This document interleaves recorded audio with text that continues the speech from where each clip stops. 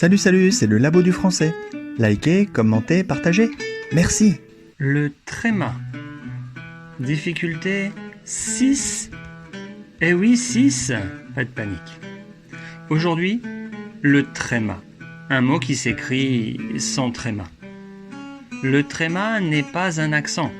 En français, il s'utilise d'abord pour les mots empruntés à une autre langue qui possède un tréma, comme le mot allemand Länder, qui veut dire en gros région.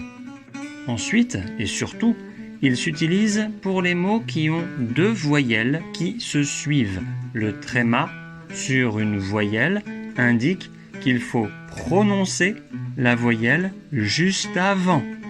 Exemple, O plus I égale wa. Mais avec un tréma sur le I, on prononce OI, comme dans héroïne. Autre exemple, A plus I égale E. Mais avec un tréma sur le I, on prononce AI, comme dans maïs.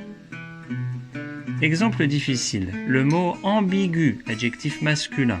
Au féminin, on ajoute un E, mais G plus U plus E se prononce G, comme dans vague.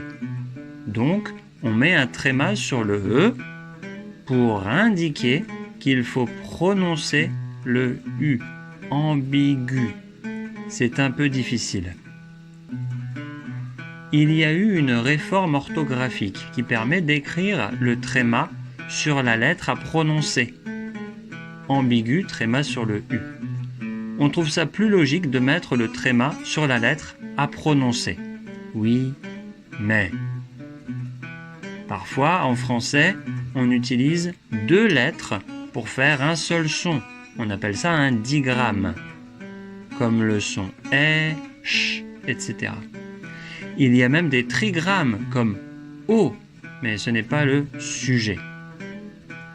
Donc, quand on a un digramme avec une voyelle à prononcer ensuite, comme dans oui, comparé oui, oui, c'est différent. Avec la nouvelle réforme orthographique, sur quelle lettre mettons le tréma ? Je ne sais pas. Cette réforme du tréma ne résout pas tout. La place du tréma, c'est une règle un peu difficile, même parfois pour les Français. Mais ce n'est pas avec cette réforme qu'on enlève la difficulté. C'est tout pour cette fois. Likez, commentez, partagez. Merci encore, à la prochaine.